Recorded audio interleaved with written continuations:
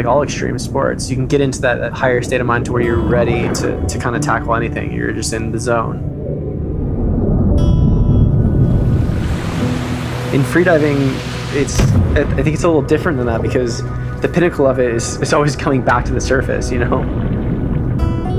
The mistake in freediving is not a mistake that you get to make twice.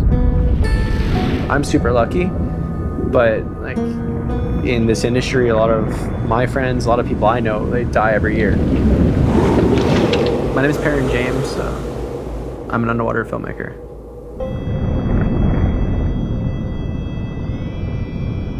My filmmaking is all done on a single breath of air while freediving.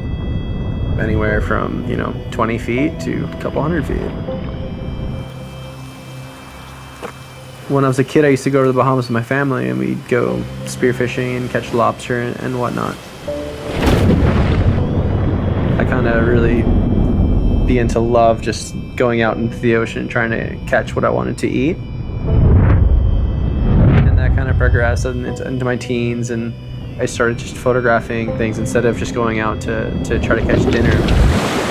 I mean, I was just so excited to see things, so I figured someone else would be excited to see them too.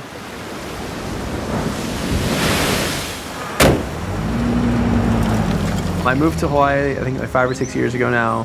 The Big Island has everything.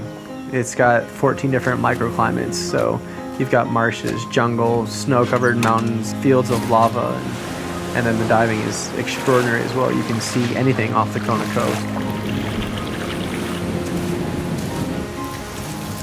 Living here on the Big Island, I can always find, the peace of mind I need to go down to get those depths and film or take photos of whatever it is that I'm trying to shoot. It's quiet, it's relaxing, and I can actually think. I mean, I love it now. I would never live anywhere else.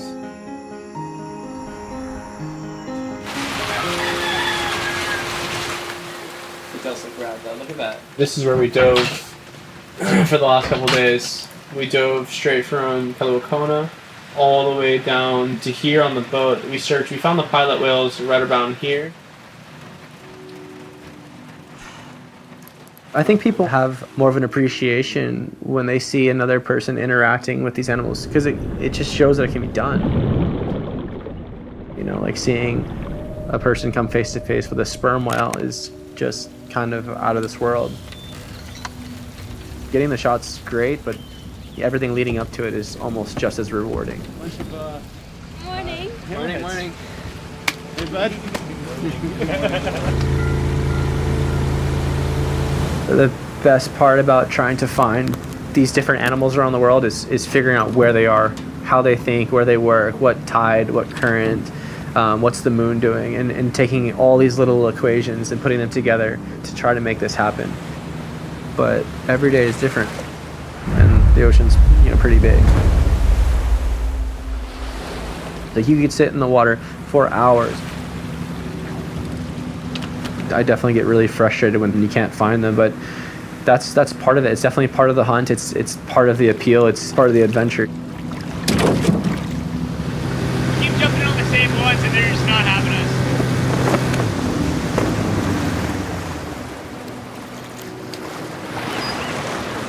There's some dolphins off your 1 o'clock. People think it's one of these really difficult extreme sports, and it can be. But it's also one of the most simple, basic things we can do is hold our breath and dive below the water.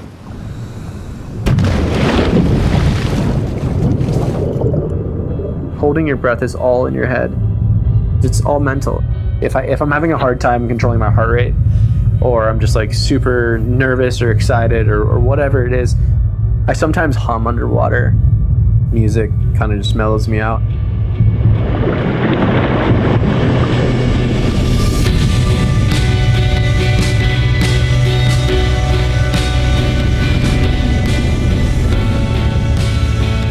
And a lot of it is just staying calm and letting those fish or animals come up to you and not trying to rush at them.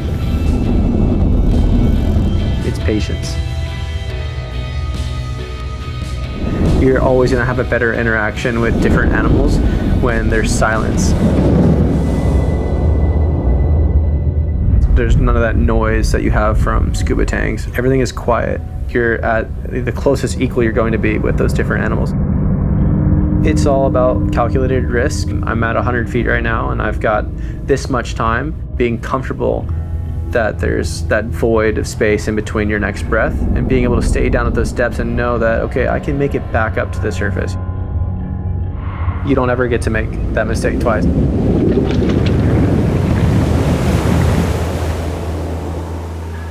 I think it all comes down to the animal interactions. That's the most rewarding thing for me.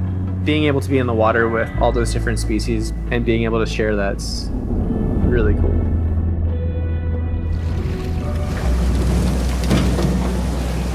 Dolphins. I've been thinking about really trying to come up with the next plan, and I think a lot more of my work will be conservation work to show what's happening to our oceans right now, because it's just rather sad when it comes to ocean acidification or plastic pollution. It's just this problem that is scary. That needs to change. I really want to spend more time trying to work with more groups and people that, you know, that's their life's work. I think that my imagery and my films can really help those people trying to make their stories heard.